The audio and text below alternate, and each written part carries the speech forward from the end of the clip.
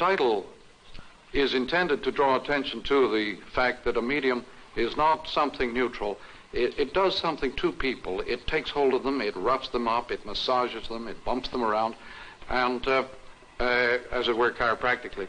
And the general roughing up that any society gets from a medium, especially a new medium, is what is intended to be indicated in that title. It does things to people, and they're always completely unaware of this. They don't really notice the new medium that is roughing them up. They think of the old medium because the old medium is always the content of the new medium, as movies tend to be the content of TV, and as books used to be the content, novels used to be the content of movies.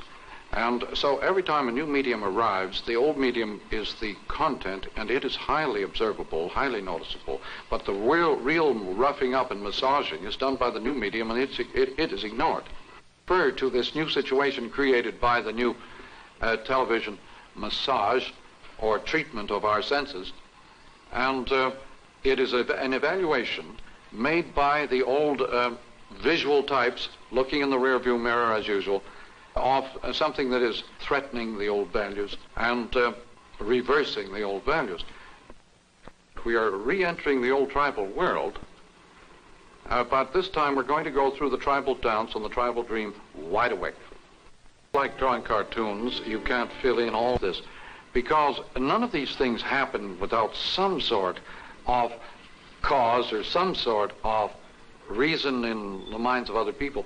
The discotheque, the go-go, as a form, is an area in which anybody who takes time can make interesting discoveries. Many of the things I talk about I find very irritating. That's what leads me to investigate them, you know. You look around for a hair of the dog that bit you. I look into many of the new forms simply because I find them very exasperating and irritating and troublesome to peace of mind and so on. And on the other hand, I've discovered to my amazement that if you take some violent and irritating process, say like radio or TV, and start looking at how it works, what it's doing to you and why it's doing it to you, you can get very enthralled, very excited. Television has been labeled sterile. There is nothing sterile about television, except in the eye of the beholder. The FCC type of observation of television, the totally irrelevant, totally incapable of coming to grips with this form. When you speak of sterility, you speak of the movie programs that are shown on TV. You're not talking about television at all. The ordinary child of our culture is being educated, massaged by the TV form into a state of participation in all sorts of sensuous operations that the old visual culture carefully refrained from and kept distant from. Why should in the TV age scuba diving or skin diving suddenly become popular? I would say right offhand the reason is very simple. TV watching is scuba diving. The movie has become progressively better understood since TV. It has become an art form. It is being given all sorts of special consideration and is even being used as a recruiting center for political talent and other show business. Now that we have an electronic sort of world, we live imaginatively in the old frontier world of, horse opera.